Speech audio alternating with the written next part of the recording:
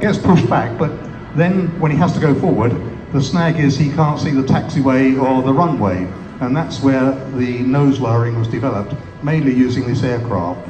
So first what happens is the nose at the visor over the cockpit window goes down. It's a visor and a heat shield, because when it's going supersonically, a tremendous amount of heat is generated.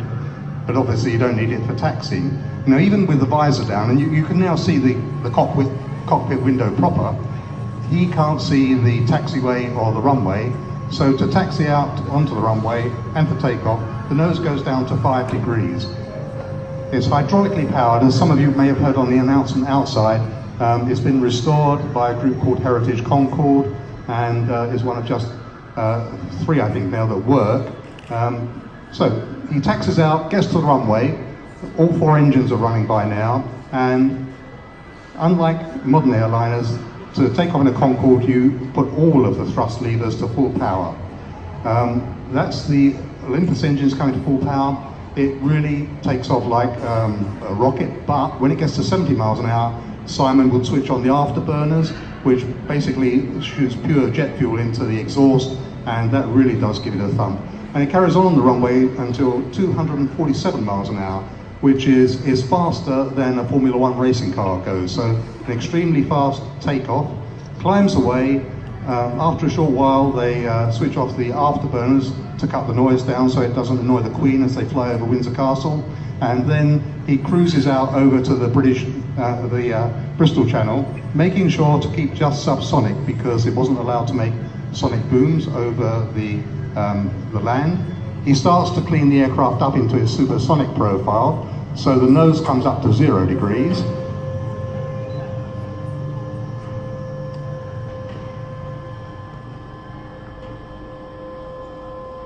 And then the visor and heat shield comes on up. And he's over the sea, he's ready to go supersonic. So the afterburners come on, and if you're a passenger, you felt a real kick in the back when it did that, and away it climbs.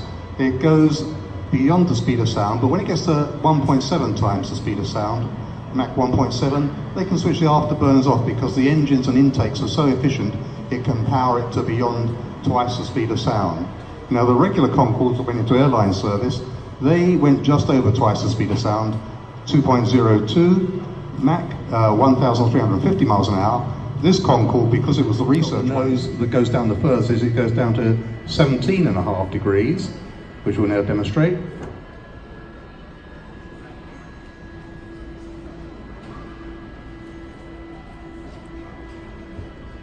Now, whilst that was brilliant for improving the view, when the Air France and British Airways captains started training on this aircraft, they didn't like that, because the nose has vanished completely from sight. They obviously knew it was there, but they wanted to be having it in front of them as a reference point. So this is the droopiest ever Concord. The actual airline ones, their nose went down to 12.5 degrees, which we can now show you in this one.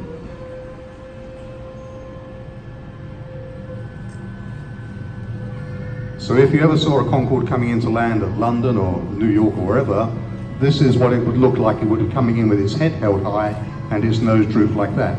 Now, coming into the New York area particularly, there's a lot of little general aviation planes around, so way out, the Concord pilots, in common with other commercials, would put their lights on. So Simon will put his landing lights on. You see the ones flush with the body coming already.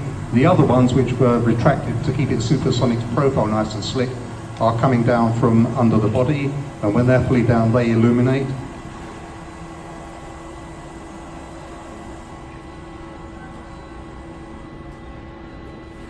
And so that's what Concord would look like coming into land. It touches down some 60 miles an hour or so faster than any other aircraft, but was capable of stopping quicker because it, I think, was the first aircraft with carbon fiber brakes. So once he's down safely on the runway, he starts to get the aircraft back into its taxiing configuration. So first, on this one, we have to take the nose down again to 17.5 degrees. And now we go up to 5 degrees, which is the taxiing position. Obviously a lot slower going up because of gravity.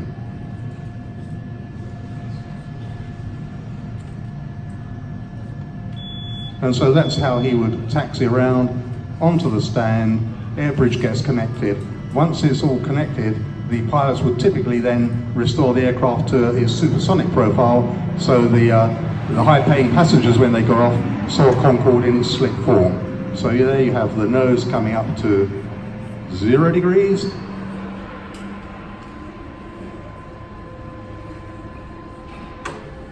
And then we'll put the visor up.